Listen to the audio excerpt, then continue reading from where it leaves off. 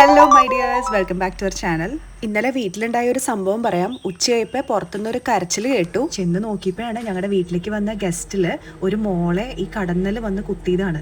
അപ്പോൾ അത് ഈ ഇലയിൽ എന്തോ അറിയാതെ കൈയൊന്ന് തട്ടിയതാണ്. അപ്പോൾ അതിൽ കടന്നൽ കൂട് ഉണ്ടായിരുന്നു. നമ്മളും അറിഞ്ഞില്ലായിരുന്നു ഇങ്ങനെ ഒരു കൂട് അവിടെ ഉണ്ടെന്നുള്ളത്. നിങ്ങൾ ശ്രദ്ധിച്ച് നോക്കിയാൽ കാണാം, കുറേ പേര് എന്നെ തന്നെ നോക്കി നിൽക്കണേ. എൻ്റെ കൈയെങ്ങാനും അറിയാണ്ട് ഒന്ന് ടച്ച് ചെയ്താൽ പിന്നെ എൻ്റെ കഥ തീർന്നു. ഇതിനെ പേപ്പർ വാസ്പ് എന്നാണ് പറയണേ. ഇതിൽ ഹണിയല്ല, ഇതിന്റെ കുഞ്ഞുങ്ങൾ തന്നെയാണ്. മുട്ടയിട്ടിട്ട് ആ കുഞ്ഞുങ്ങൾ വിരിയുന്ന വരെ ഈ കൂട്ടിലായിരിക്കും. എന്തായാലും പെട്ടെന്ന് വിനീഗറും ചുമന്നുള്ളിയൊക്കെ വെച്ചുകൊണ്ട് ആ മോക്ക് കുഴപ്പമൊന്നും ഉണ്ടായില്ല, പെട്ടെന്ന് തന്നെ മാറി. ഇത് ഇത്രയും വർഷത്തിനിടയ്ക്ക് ആദ്യത്തെ ഒരു അനുഭവമാണ്. മരങ്ങൾക്കിടയിൽ ഇങ്ങനെയും ഒരു അപകടം ഉണ്ടെന്നുള്ളത് മനസ്സിലായി. ഈ നിറയെ പൂവിട്ട് നിൽക്കുന്നത് പുലാസൻ മരമാണ്. പക്ഷെ ഒരു മഴ പെയ്തോടുകൂടി ഇത് കണ്ടോ, എല്ലാ പൂക്കളും കൊഴിഞ്ഞു താഴെ വീണു. ഡിസംബർ, ജനുവരി, ഫെബ്രുവരിയിലൊക്കെയാണ് റംബുട്ടാന്റെയും പുലാസിന്റെയും ഒക്കെ ഫ്ലവറിംഗ് ടൈം വരുന്നത്. ഈ സമയത്ത് വാട്ടർ സ്ട്രെസ് കൊടുക്കാൻ പറയും. അതായത് അധികം നമ്മൾ നനയ്ക്കില്ല, പക്ഷെ ബ്രാഞ്ചസ് ഒക്കെ ഉണങ്ങി പോകുന്നതുകൊണ്ട് നനയ്ക്കാതെ നിവൃത്തിയില്ലാണ്ടായി. അതിന്റെ കൂട്ടത്തിലാണ് ഈ മഴയും പെയ്തത്. റംബുട്ടാനൊക്കെ സീസൺ ആയി കഴിഞ്ഞ് കഴിഞ്ഞാൽ വലയിട്ടിട്ട് പ്രൊട്ടക്ട് ചെയ്യുന്ന പോലെ തന്നെ അബിയൂനും ഇടേണ്ട സ്ഥിതിയാണ് കേട്ടോ. അത് കണ്ടോ, അണ്ണാങ്കുഞ്ഞുങ്ങളും തത്തകളും ഇവരുടെയൊക്കെ പണിയാണിത്.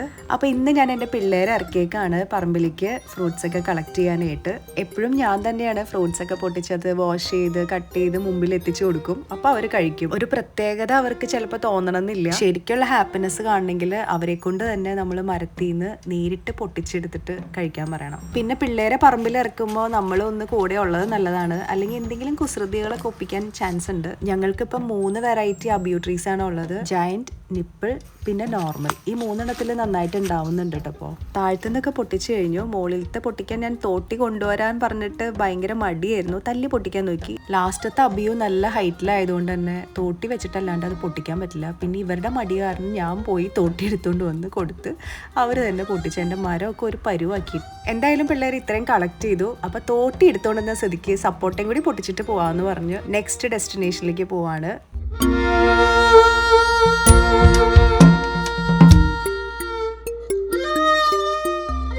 ഇപ്പം ലൂബിക്ക സീസണുമാണ് കേട്ടോ. നിറയെ ഉണ്ടായി താഴെ വീണ് കിടക്കും. നല്ല ഭംഗിയാണ് കാണാൻ. പക്ഷേ ഇത് പുളിയുള്ള ഇനമാണ്.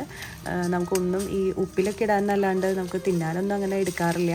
അപ്പോൾ പിള്ളേർക്ക് പക്ഷെ അത് കണ്ടപ്പോൾ ഭയങ്കര രസമായിട്ട് തോന്നി. താഴെ ഇങ്ങനെ വീണെടുക്കുന്നത് ഇടയ്ക്കൊക്കെയാണല്ലോ പറമ്പിൽ ഇറങ്ങുള്ളൂ പിള്ളേർ. അപ്പോൾ അവരതൊക്കെ കണ്ടു, എൻജോയ് ചെയ്തു. ഒരെണ്ണം ഞാൻ ടേസ്റ്റ് ചെയ്യാനും കൊടുത്തു കേട്ടോ. നല്ല മധുരമെന്ന് പറഞ്ഞ് പറ്റിച്ചതാണ് റീച്ചിനെ. അപ്പോൾ അവളത് കഴിച്ചിട്ട് അവൾക്ക് ഏകദേശം മനസ്സിലായി ഇത് മധുരമില്ല എന്നുള്ളത്. പുളി തിന്നതിൻ്റെ ചമ്മൽ പുറത്ത് കാണിക്കാണ്ട് നല്ല മധുരം ഉണ്ടെന്ന് പറഞ്ഞ് തിന്നണം നോക്കി. ആരാ മോളല്ലേ. ഇനി അടുത്തത് അമ്മ എൻ്റെ അടുത്തേക്ക് വരണേന്ന് മനസ്സിലാക്കി അവൻ വേഗം എസ്കേപ്പായി. സപ്പോട്ട പിന്നെ ഓൾ സീസൺ ആണ്. അത് പറിച്ചെടുത്തിട്ട് കുറച്ച് നാൾ അതൊന്ന് വെയിറ്റ് ചെയ്ത് വെച്ചാലാണ് അത് പഴുത്ത് കിട്ടുള്ളൂ. പിള്ളേർ കുറച്ച് സപ്പോട്ട പൊട്ടിച്ചോടുകൂടി ഏകദേശം അവർക്ക് മതിയായിട്ടുണ്ട്. പിന്നെ അവർ കളിയൊക്കെ തുടങ്ങി. തോട്ടി വെച്ചിട്ടുള്ള ഫൈറ്റിംഗ് തുടങ്ങിയോടുകൂടി പിന്നെ ഞാൻ പതുക്കെ വൈൻഡപ്പ് ചെയ്യാമെന്ന് വിചാരിച്ചു. അപ്പോൾ ഞങ്ങളുടെ വീഡിയോസ് ഇഷ്ടപ്പെടുന്നവരുണ്ടെങ്കിൽ ഒന്ന് ലൈക്ക് ചെയ്ത് സപ്പോർട്ട് ചെയ്യണം കേട്ടോ. അപ്പോൾ നെക്സ്റ്റ് വീഡിയോയിൽ കാണാം.